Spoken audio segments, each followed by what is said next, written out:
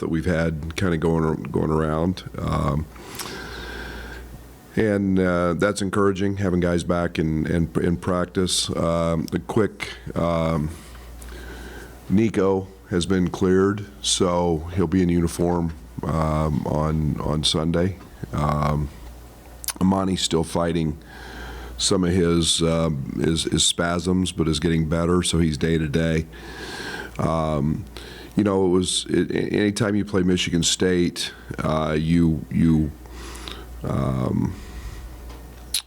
Michigan State played really good. You expect them to play really, really hard, and I thought their team responded after their Northwestern game and played extremely hard, and actually I thought played really well. But in looking back, I thought we were was pleased with what we did on the defensive side late. I thought we were pretty good in taking and making things difficult for their two guards. They took a lot of attempts, but the effectiveness was pretty good. I thought we did a nice job of not fouling. That will be a big key for tomorrow's game. Maryland gets to the line a lot. They're one of the top teams in the country in free throw rate. They do it a little differently through their bigs, but they also have an elite point guard. So, Maryland's a team that has great size and positional size. It starts with Reese at the 5, and then Scott and Geronimo, and then their wings are both young kids, but they're both physically very, very strong and big. So we'll have to execute. We'll have to rebound. I think they're getting close to 15 offensive rebounds a game, as here in the last few games. It's a huge key for us, is making sure we're rebounding. But again, another great test against a team that was, I think, picked second to win the league, and a very talented team that we'll have to play well against. Brad, Nico was starting to make really meaningful contributions before his injury. How do you go about reintegrating him now? Yeah, we'll see how the flow of the game goes. He's been really good in practice. I think the biggest key with Nico was from a conditioning standpoint. The good thing is he's a really good athlete, so he never got totally out of shape. But anytime you have a foot injury, those opportunities will be probably a little shorter time frame wise than maybe they were early, just from a conditioning standpoint. But we'll see how the flow of the game goes. How many excuse me? How many practices would you say he's had leading up to being in uniform tomorrow? He started last Sunday, and there was a little progression of individual workouts and on-court stuff before that, before he was back in practice. So, he's a good, probably 10 workouts, and then a week, 5 days of practice. Thursday, Tom kind of talked about Ty maybe knowing who he is as a player, doing what he can do, and not trying to force what he can't. I mean, do you feel like you have maybe a roster of guys that have identified sort of who they are? I think so. I think it's a good way to put it. I think guys have, I like to call that role identification and falling into your role and understanding exactly what your role is and being comfortable with that. And, Ty's great because he doesn't, he excels at what he knows he can do to help our team. I think we're a team that doesn't have a lot of ego from the standpoint that usually you have a roster full of guys that, well, I'm a 5-man, but I want to be a 3-man, and I'm a point guard and I want to be a 2, or I'm a 2 and I want to be a point. Nobody cares. Everybody just wants to play basketball, and again, I think that's the connectivity and the maturity, and nobody's trying to be something they're not, and everybody's trying to exceed at what they do well, and Ty's right up there. I guess defensively, what's Justin done to be able to integrate and be able to kind of improve in what you guys are doing as his role's expanded the last couple weeks? Consistency. has been a big piece of that for him. I think one of the things that we've always known is he can really sit down and do it when he wants to do it. It's just at this level, and he's doing it every play.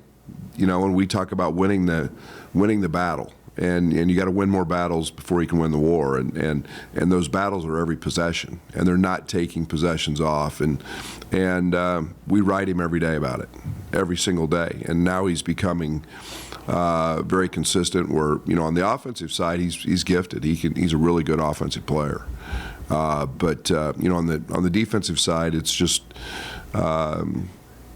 taking that consistency to another level and just getting it adjusted that way.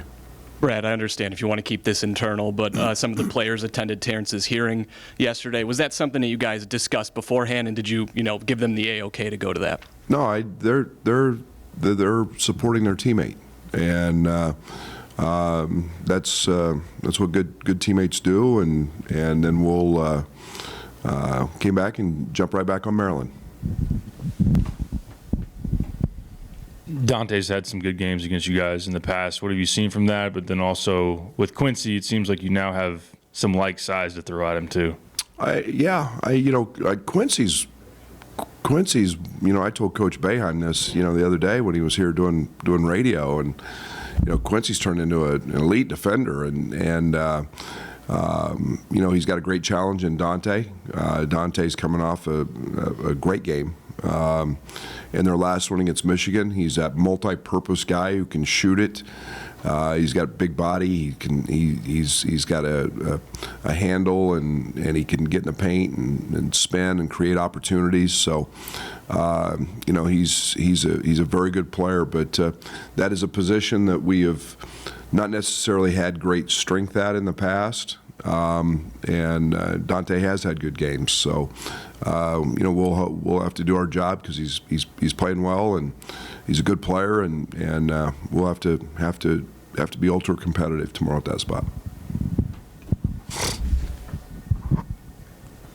You said maybe before the Michigan State game, just in terms of Dane, just trying to find the matchups to get him on the court because he can make an impact. Like, what situations are you looking for to maybe use him? Yeah, and again, it's a little bit of flow of the game. Scott, he impacted the game at a pretty high level in terms of he came in, he outran the court, got a layup. There's lineups we really like him with. There's some not as much, and it's Coleman is when we switch, when we face ball screens. It's just a matter of kind of the feel of the game, and what goes on with Quincy. It's a complex. It's not just simply Dane. And the matchup. It's kind of the flow of the game as well. And we know Dane's a great player. I just saw him. He was on the treadmill running 2.5 extra miles before practice. So he works at it. He's an unbelievable kid, and it's we're going to need him. And tomorrow may be one of those days. This year's team has a lot of those veteran glue guy types. Is it easier to watch on the sideline knowing that you're putting 7 guys out and they're going to do what you want? Yeah, it's always a pretty good feeling to, I think that it was really strange the other night for me. Like when Michigan State made their run, and I don't know what they got up 6 or 8 or whatever it was, and I just didn't panic. I mean, a year ago I would have felt pretty uncomfortable, and this team just kind of gives you that easy feeling, and okay, we're okay, and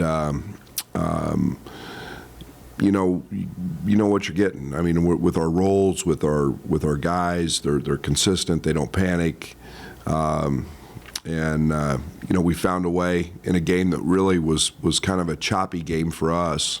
I didn't think we played exceptionally well on either end, but yeah, you find a way, and experience, and guys that understand their roles allow that to happen. Coleman is kind of a player that doesn't always show up in the box score, but it seems like on Twitter, Facebook, people are finally seeing that he's an NBA caliber player. Are you finally, glad that people are seeing what you've been seeing? Yeah. Coleman's really good, and you have to dig deep into the breakdown of the game and understand the game to know what his impact is on the defensive side. And Coleman's a very, very elite level competitor, and people see him on the court get emotional sometimes. That's all in the face of competition, and he wants to win as bad as anybody. And then you channel that with his intelligence and his IQ and his understanding of our system and what we do. I mean, he knows it all. I could go give him practice, and he could run practice right now, and we would be prepared. And he'll know Maryland backward and forward, and that's a rarity. So his in-depth understanding of the game is a real plus, and then his ability to guard all 5 spots on the court is unique. He said on Twitter after Friday's game or Thursday's game he wants to start a Big Ten Defensive Player of the Year campaign. You endorsing that? Oh, 100%. I've been endorsing that all year. I think he's. It's nice when guys are concerned about that end, and not maybe his most of them want points and shots and this and that but there's not a lot of guys like him, and just from his intelligence standpoint alone on that side. And it doesn't matter if it was Zach Edey the game before or getting switched onto Walker. He just finds a way, and he's knock on wood, he's had really good success. He's going to have a great day tomorrow. Reese and Scott are both really good interior players, and they'll post it. So, we lean on Coleman a lot. I'm all for that. Brad, would it be an overstatement to say that this team doesn't make as many mistakes, maybe mentally? If you say they're not playing well at times, it's more about execution or shots not falling or something like that? To this point, probably. I think that's should be expected of a veteran team. I always go back a couple years ago, and we do a scouting report breakdown after every game in terms of the number of mistakes we make. And we went an entire game against Michigan and made two scouting report mistakes, and that's elite. And our guys get graded on that every single game, how many scouting report mistakes they make. We test them on it before every game, so it's more common with an older, experienced team to not make those mistakes. And I know we're much better than we have been. With several guys playing pretty big minutes in between games, are you changing kind of what they do, just in terms of maybe practice or kind of how that's handled? Yeah, some of it's not as much as you guys think. It's the timing of the games. The other night it's an 8:00 game. We had the slide, so it's 8:15 or whatever when it gets started. It's 11 o'clock, 11:30 by the time these guys get out of here. Making sure that we get ample rest. I think everybody was in a hyperbaric yesterday.